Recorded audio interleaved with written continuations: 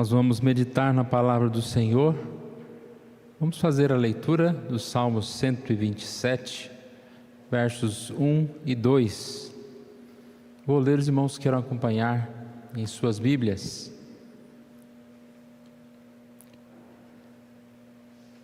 Salmo 127, versos 1 e 2. Se o Senhor não edificar a casa, em vão trabalham os que edificam. Se o Senhor não guardar a cidade, em vão vigia a sentinela. Inútil vos será levantar de madrugada, repousar tarde, comer o pão que penosamente granjeastes. Aos seus amados ele o dá enquanto dormem. Nós temos a oportunidade, neste mês de maio, sempre trazer algumas mensagens falando a respeito da família. E nós estamos falando sobre um tema, a crise do ser, do ter e do fazer. Falamos sobre a crise do fazer, quando nós, de certa forma, buscamos fazer coisas e nos distraímos em fazer muitas coisas e esquecemos principalmente da nossa prioridade. Entre elas, uma das que ficam para trás é o cuidado da família.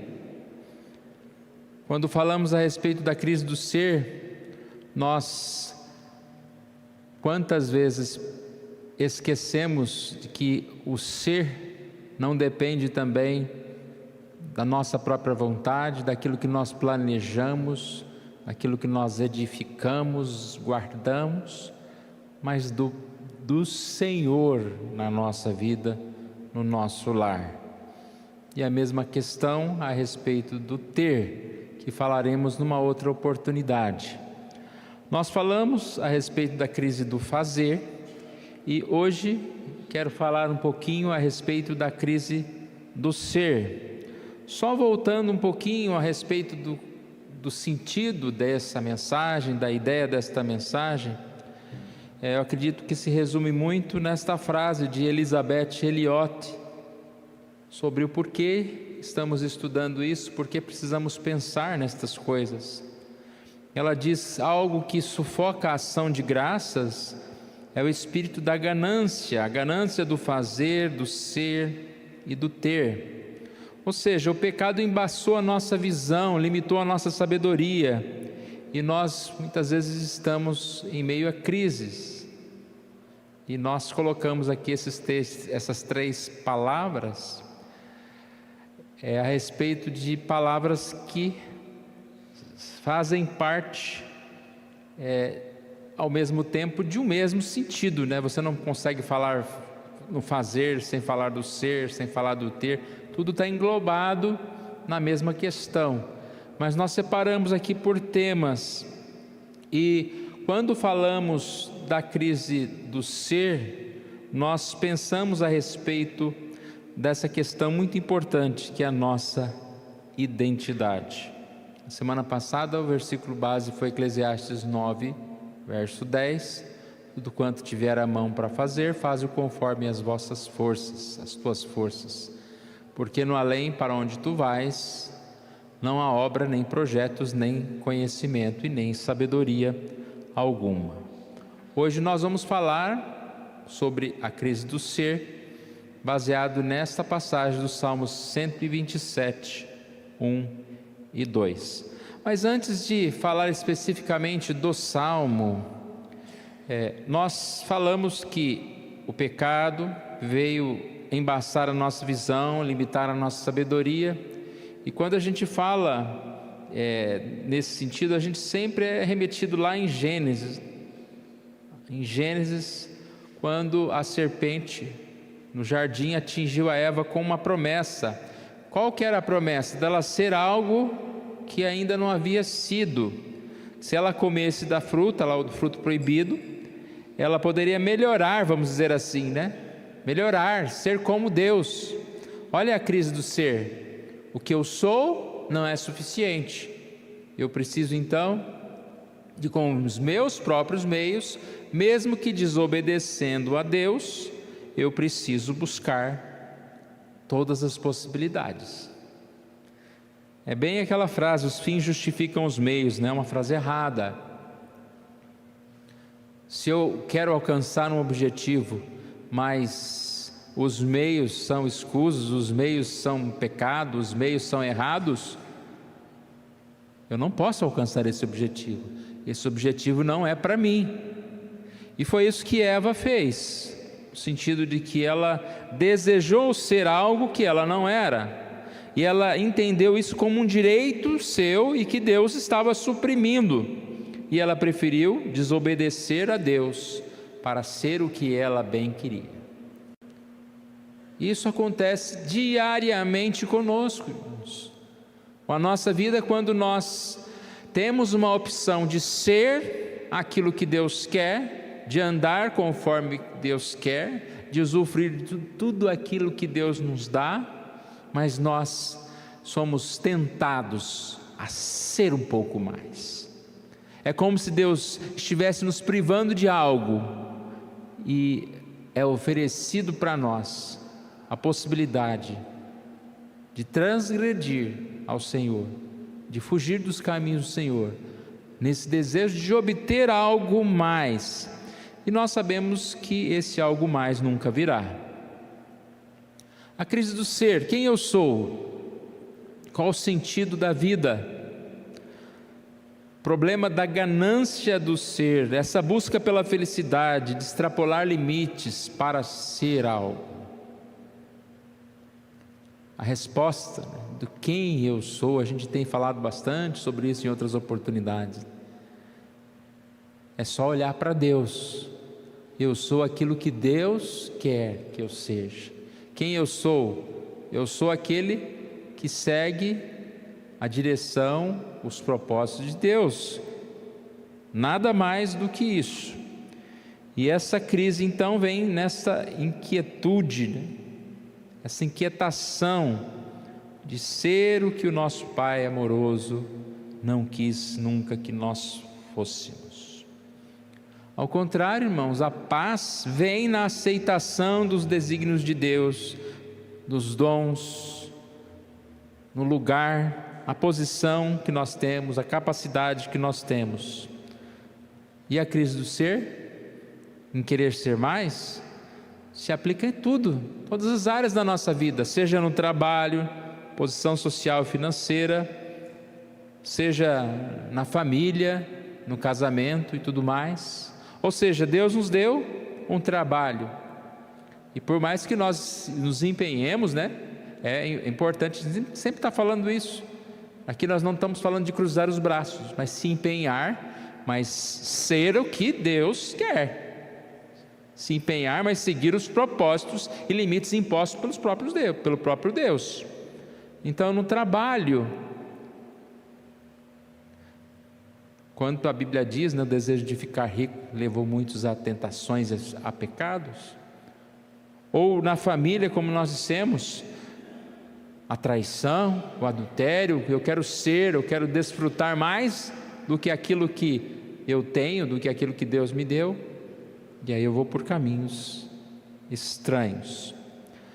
Esse tema sempre será importante para nós, irmãos. Saber da nossa identidade é algo que nos situa na existência. Se eu sei quem eu sou, eu vou todos os dias levantar e vou cumprir a minha agenda para manter aquilo que eu sou. A gente não faz isso numa profissão, a gente faz isso em relação à nossa própria família, cuidamos dos nossos, e a gente precisa dessa identidade,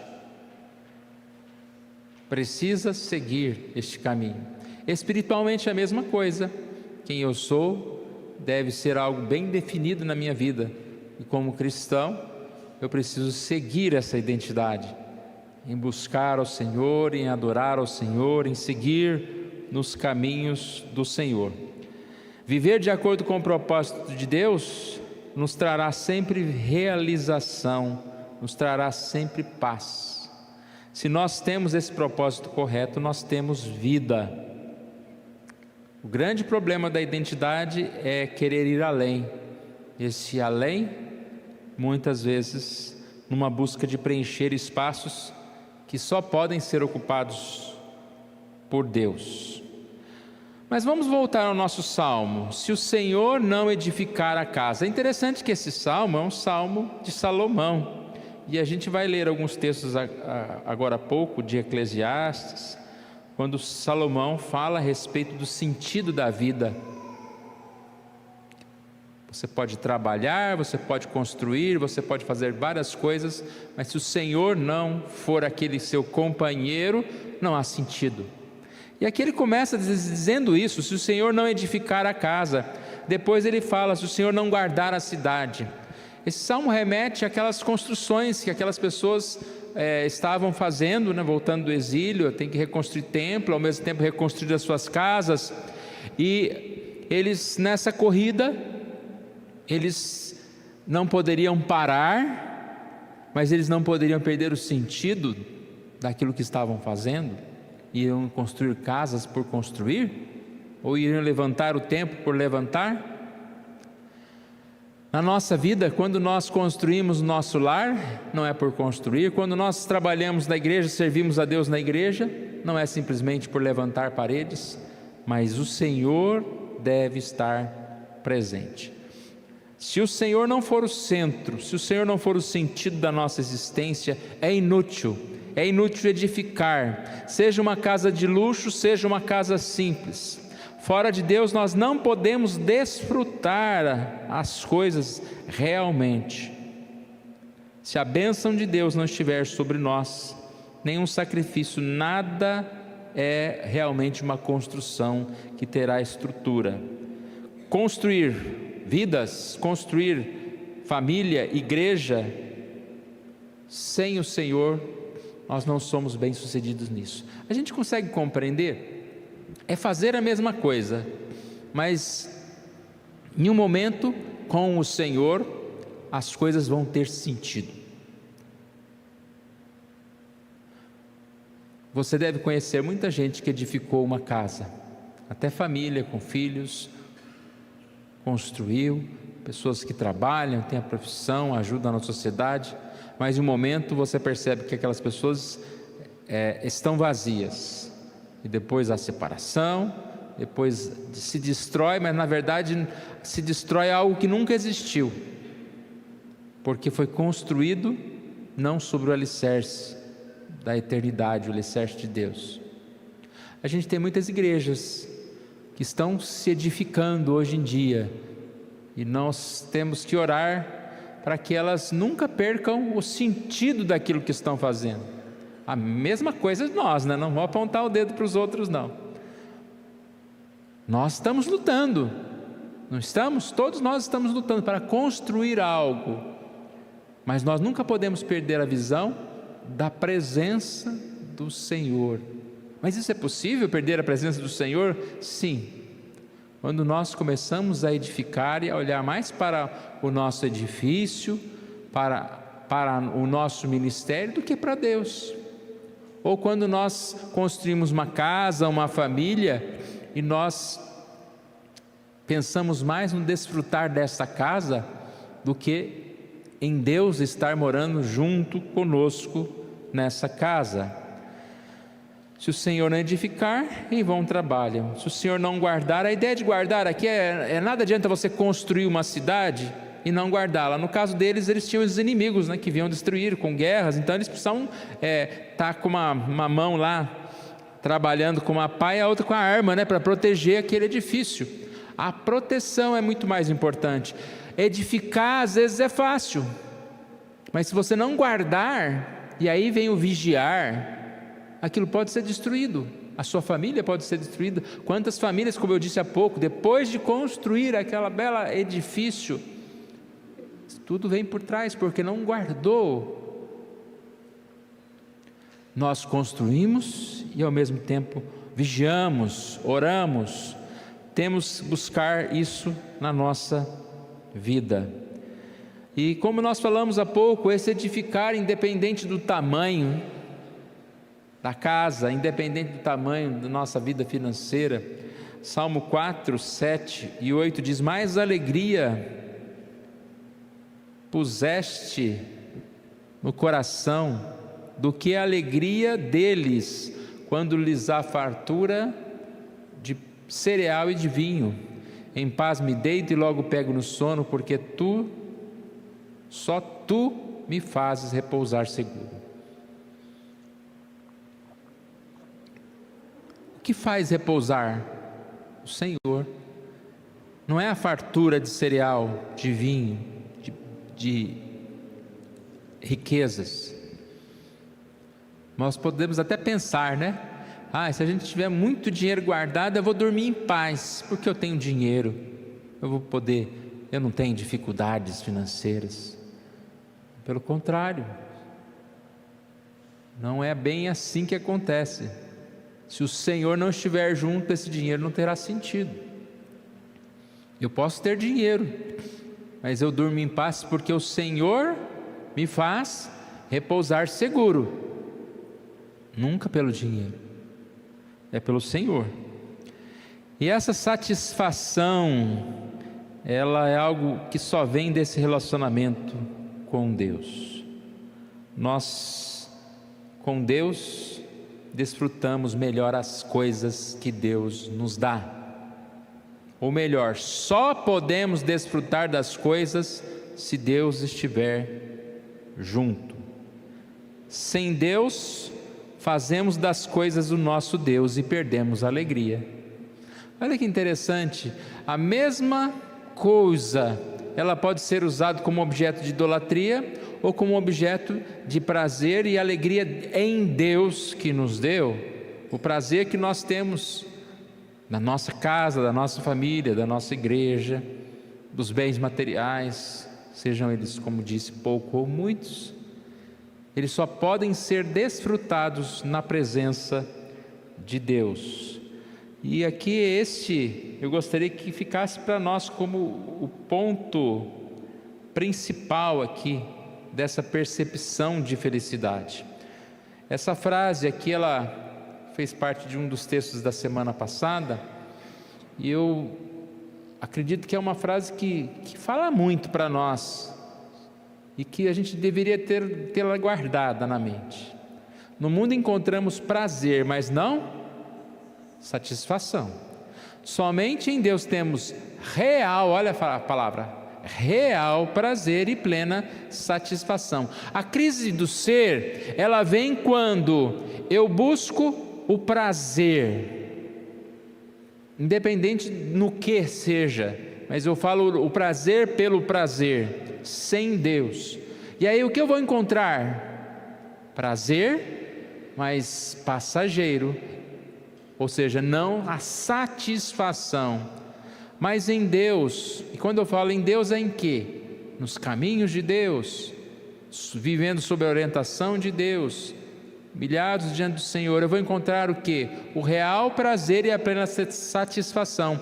Eva abandonou os caminhos de Deus acreditando que ela poderia ser mais, que ela poderia encontrar mais, ela poderia ser maior, que Deus estava privando ela de alguma coisa. E é assim que nós fazemos todas as vezes que nós nos entregamos a alguns prazeres, como se pudéssemos ter mais. E aí a gente tem menos. Em Deus nós temos a real satisfação, o real prazer. O ponto principal sobre esse assunto é que a percepção da felicidade do ser está na comunhão com Deus. Eu só tenho a alegria na minha existência, esse é o ser, né? A minha existência em comunhão com Deus. Sem Deus, ou tentando dividir, colocando dois senhores, ou vivendo fora de Deus, eu não tenho como viver em paz. Separei aqui uma frase de Spurgeon, que acredito que ilustra muito bem.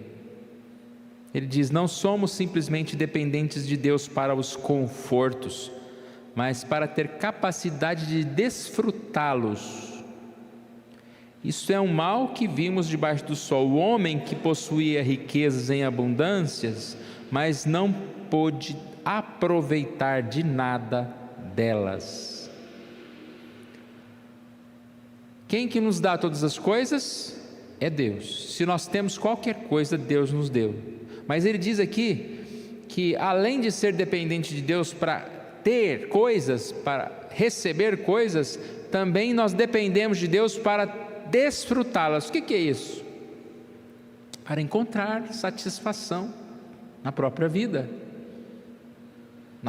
em família, na própria vida da igreja, na própria vida pessoal. Desfrutar. E aqui ele cita, Eclesiastes, que diz: alguém que possuía muitas riquezas, mas nunca pôde aproveitar delas. É a crise do ser. E geralmente aquela pessoa que consegue ter muitas coisas, a gente meio que entra já na crise do ter aqui, não tem como ser e ter e fazer, é tudo misturado.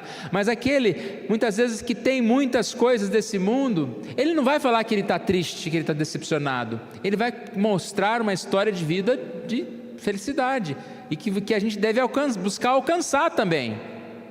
Mas é mentira. Não está feliz. Não pode estar feliz. A não ser que chegue a um ponto de tamanhas trevas e escuridão que já perdeu totalmente a percepção, de qualquer padrão. Mas o crente vai desviar do Senhor para você ver se você vai ficar feliz. Nós não conseguimos. Só voltando para o Senhor, para que a gente possa ter real prazer e felicidade.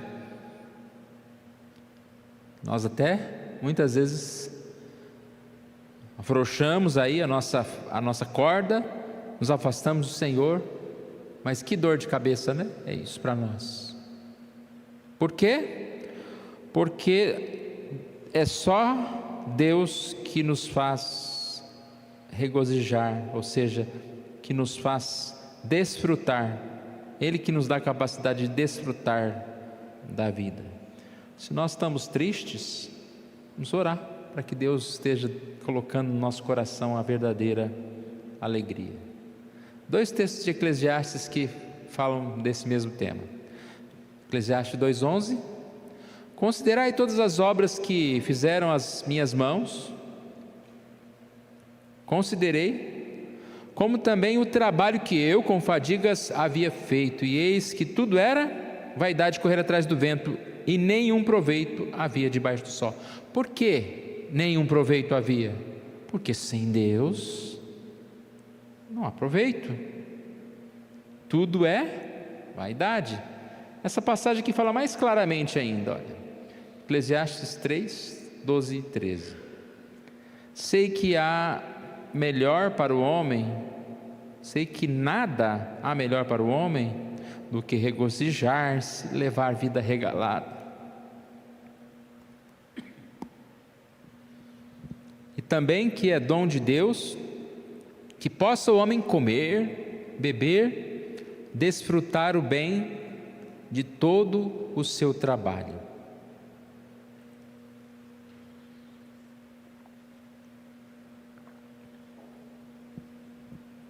Mas fora de Deus, o que tudo isso vale? Eclesiastes 3,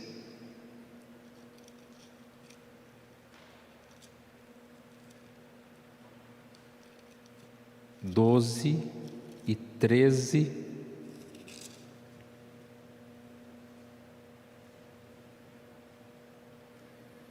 Está faltando o 14 ali. Olha o 14.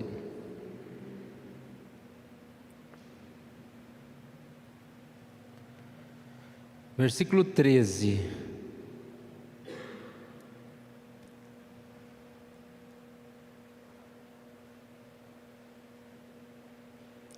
Eu vou ler aqui na Bíblia, o 12 e o 13. Sei que nada há melhor para o homem do que regozijar-se e levar a vida regalada.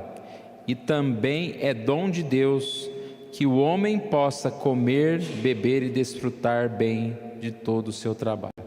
Não está certo, eu não tinha me atentado aqui. A questão aqui é no e também é dom de Deus. Deus é quem nos dá esse regozijar, né? Nada é melhor para o homem do que levar essa vida regalada, mas é só Deus que nos dá essa alegria, né?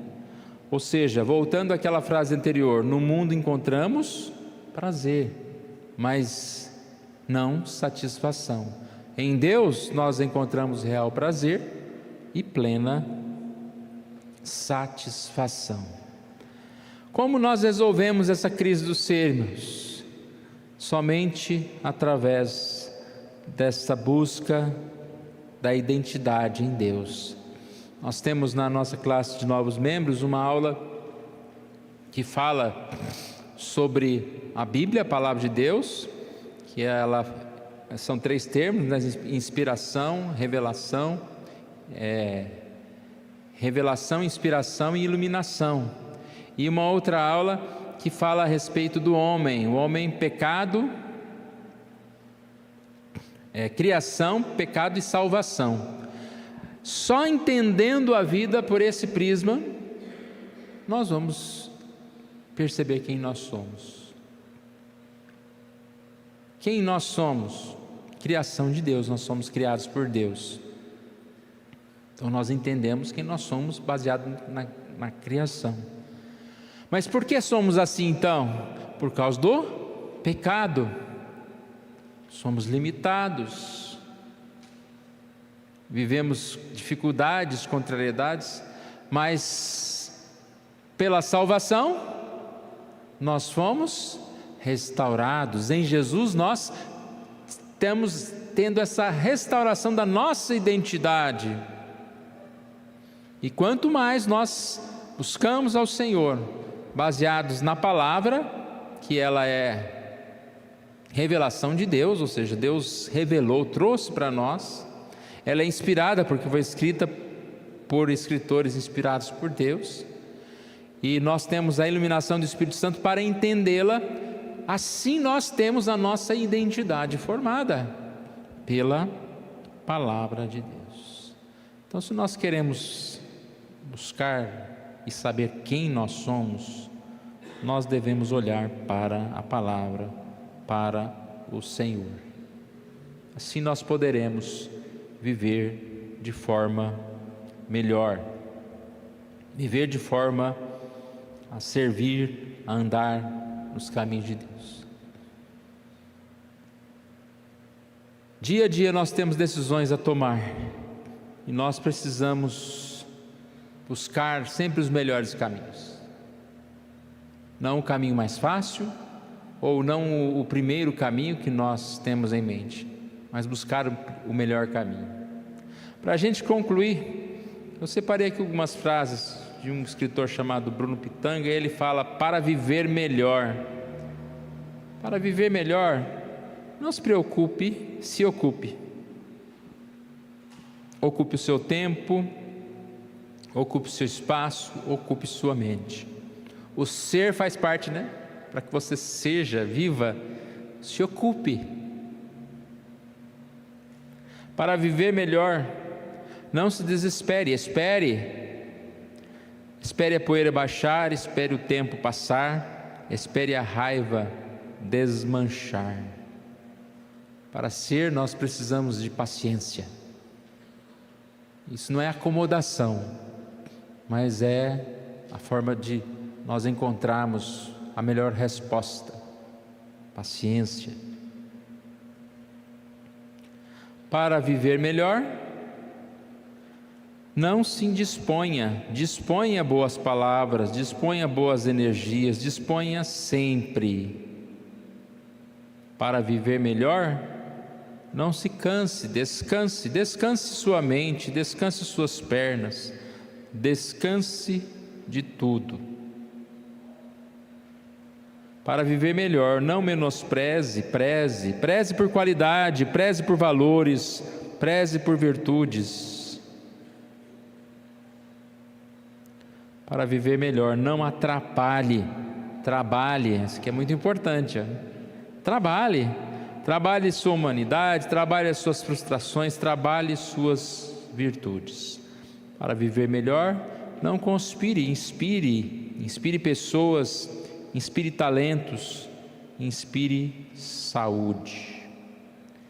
Irmãos, nosso tema deste ano fala sobre sermos melhores pessoas, e que seja nosso objetivo, nosso alvo, entender que é fácil, é só nós negarmos a nós mesmos e sermos aquilo que Deus quer.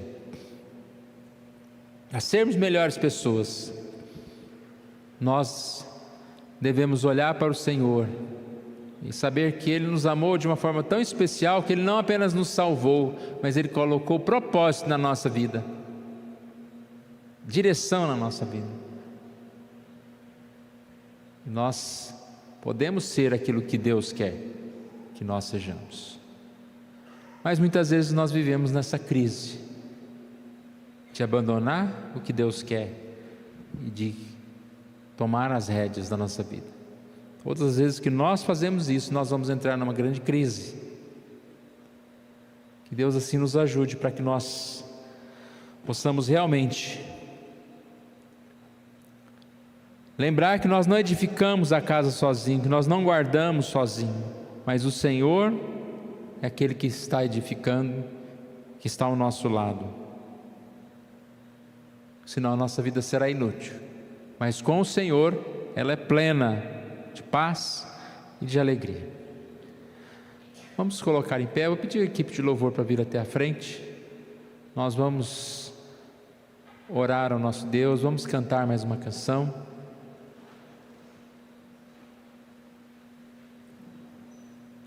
Deus querido, nós agradecemos a Ti, Senhor, pela oportunidade que o Senhor nos dá de sermos filhos do Senhor, de mais uma vez estarmos reunidos aqui em Tua casa. Ó Deus querido, fale conosco, Deus, aplique a Tua mensagem nas nossas vidas, para que realmente ela faça sentido em nós, ó Deus, para que nós possamos, ó Pai, neste mês estar cuidando da nossa casa, ó Pai, mas para que podemos cuidar do nosso lar, que em primeiro lugar nós possamos lembrar da nossa identidade, da nossa função, daquilo que é nossa obrigação, ó Pai, e que nós possamos sempre lembrar, ó Deus, da importância da presença do Senhor em tudo, ó Pai. Sem o Senhor nada tem valor, nada tem sentido. Podemos cantar as melhores canções, podemos trazer a pregação melhor, podemos ter a maior igreja, ter uma casa edificada, ó Deus, num bairro mais chique, ó Pai, da cidade, mas se o Senhor não edificar a nossa casa, a nossa vida, a nossa igreja, ó Deus, nada somos, ó Pai, tudo é inútil. Ó Pai, não permitas que ocupemos o nosso tempo e vivamos de forma inútil. Edifique a nossa vida, a nossa casa, nós assim pedimos, oramos em nome de Jesus. Amém.